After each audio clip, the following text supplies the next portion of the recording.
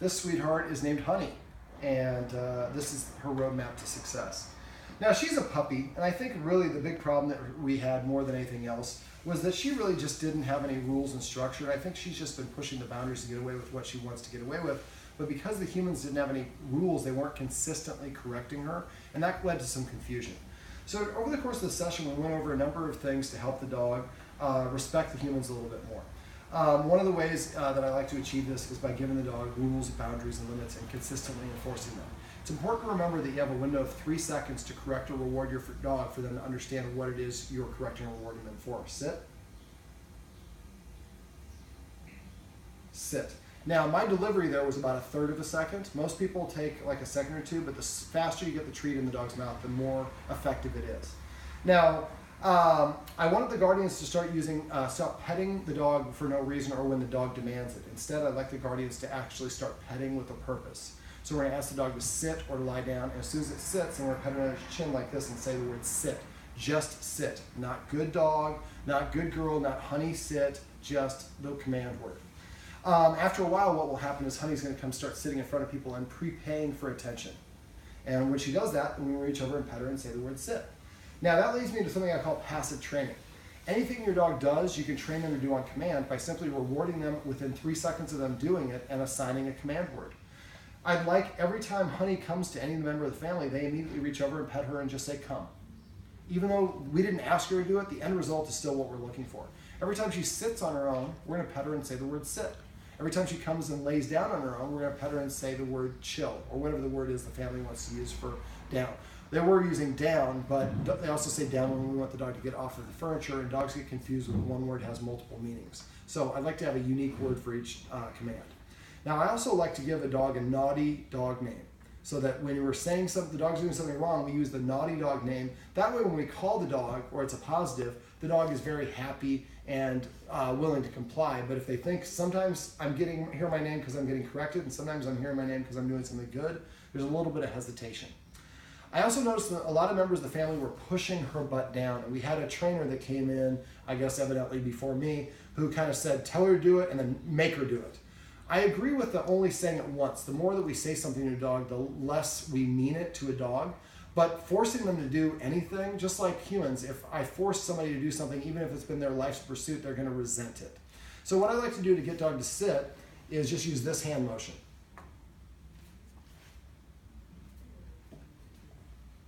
Sit. So it's an arc over their head. Now, whenever I give a dog a treat, I always hold my hand like this, slightly cupped, and then the lower I go, the more it's for the dog, so you can watch. As I go lower, I start curling my fingertip up to show her there's nothing in my hand, but typically, the lower you go, the more appealing it is for the dog, and that will get them to come to them.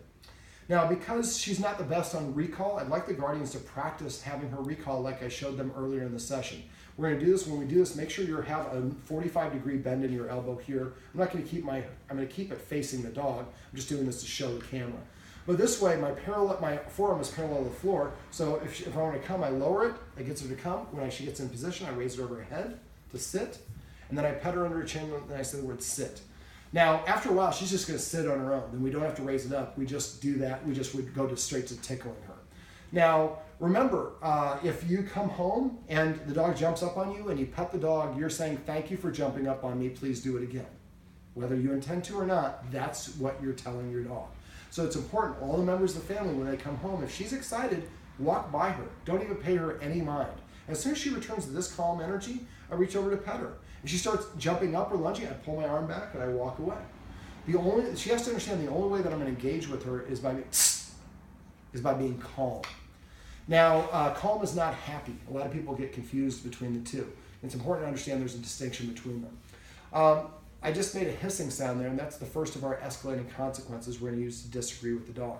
First thing we do is we hiss. Second thing we do is stand up abruptly and turn to face the dog. Remember, your authority is directional. Whatever direction your hips are pointing is where your authority is going. Keep pivoting until the dog is stationary, and then take a step back. Left, right, or right, left, but 2 steps only. Wait a quarter of a second, and then you can go back to doing what you're doing. The third consequence is to march directly at the dog with steam, not stomping, but moving very briskly towards them to give them like a flinching experience. As pet right there and say sit. Sit. Passive training. So if you march at the dog needs to think, if I'm still here when the human gets here, the human is running me over, so I need to get out of their way. Now, if the dog just backs up, it's still challenging you. When it turns sideways is when it's saying, I understand. As soon as it turns sideways, you stop. Then put your feet together, and then you go to the second consequence, and you're pivoting, facing the dog until it's stationary. Then you take 2 steps backwards, pause a second, and then you can go back to doing what you're doing. And then the fourth consequence is to put the dog on a leash and give it a leash timeout by stepping on the leash, giving it just enough room to stand or sit. As soon as it sits down, I don't tell it to sit or lie down, but as soon as it sits, I take the foot that's on the leash and I slide it towards the dog to take the tension off of the leash. As soon as the dog lays down, again, I'm not saying to, I take my foot off the leash. Now the dog is able to walk away. It's still on the leash, but I'm not restraining it. Now make sure the dog does not walk around dragging the leash unsupervised. It's dangerous. But if a couple minutes later the dog tries to jump up or does something wrong, we can step on the leash and reapply the consequence. Or if a couple minutes later the dog is well behaved and calm, we take the leash off. It's not a quid pro quo. If the dog does have a tendency to jump up like at guests, and we have a lot of guests that are going to be coming over, that would be one of those situations, as long as we can supervise, where we leave the dog on a leash. And we tell the guests, hey, we're trying to teach our dog not to jump up. If she gets near you, if you just step on the leash, that way when she tries to jump up, the leash prevents her from jumping up. But really, as long as the members of the family are petting her when she jump up, they're training her to jump up, and however the dog interacts with the family, they think is appropriate to do with everybody else. The more you pet with a purpose and do passive training, the more the dog will be inclined to sit as its way of asking for attention. I like the guardians to start eating before they feed the dog. Someone told, for faith reasons, people had said that maybe we should feed ourselves first and feed the animal, or feed the animal first and feed the humans after. In this case, for dogs, they eat in the order of their rank in the wild. And so if we feed the dog first and then we eat after ourselves, that's one of the ways to communicate to the dog that it has more status or rank than we do. And that can be confusing for the dog.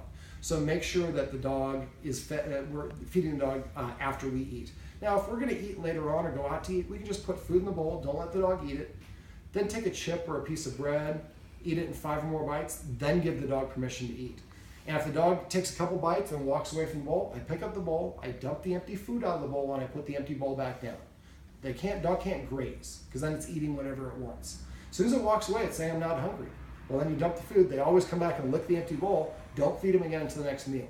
This will stop the dog from moving away. In the wild, if it's Honey's turn to eat, she eats a couple bites and goes, I'm going to take a pee real quick, I'll come back. When she comes back, whoever's behind her in line has eaten her portion. So it's normal for dogs. It's a very socially, primally important activity for dogs to eat in a structured way.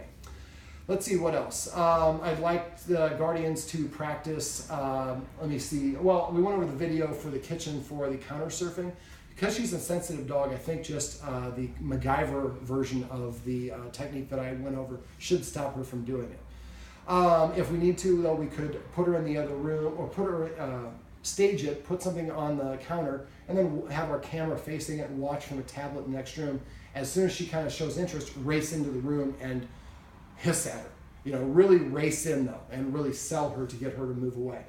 That's more related to the humans doing it, so hopefully putting the cans in the calendar will do the trick for us. Also, remember, when our dog has a behavior or is acting the way that we don't want it to, ask yourself, have I taught the dog how it should behave in that scenario? One of the things that gets Honey excited is the prospect of going for a walk. And so if we get up and walk the leash and she walks in front of us, she's in the leadership position. And then if we pick up the leash and she starts bouncing around, we're encouraging, rewarding, unbalanced, excited behavior. So a better way to do it is practice leashing her up at times when you don't have any desire of taking her for a walk. So now we take away our own frustration that the dog's not cooperating with us. When we walk the leash, as soon as the dog walks in front of us, we turn, go sit back down, and we don't say a word to the dog. As soon as you take the leadership position, I lose all interest in doing whatever we're doing. When you get to the point where you can walk all the way to where the leash is, when I reach for the leash, if she gets excited, I don't even touch it. I go and sit back down. We're going to practice each individual step until the dog behaves the way we want before we move on to the next step. And again, don't do this in the moment. Recreate the situation. One of the rules we talked about is no furniture. Another rule will be that the dog is not allowed to be within 7 feet of a human's eating. Some of the humans like to sit right here and watch TV and eat after work. Well, when someone's eating, I would say that this area in between the couch and the table is off limits for the dog. We're going to use the escalating consequences to move the dog away. But instead of actually eating a real meal here, where we're preoccupied about eating and watching TV and being tired from work, get some roast beef, put it in a little plate, microwave it, and put it right here when we're not eating. Now the smell is very attractive to the dog and it wants to come in, and we can practice establishing the boundary that it's in here, that it's not allowed to be in here. That way we do it when we're able to give our dog our full attention and focus and help the dog practice the behavior that we want until it does it automatically. Now, the last thing we did was we went on a walk. We used the martingale collar, and we added what I called the special twist of the leash.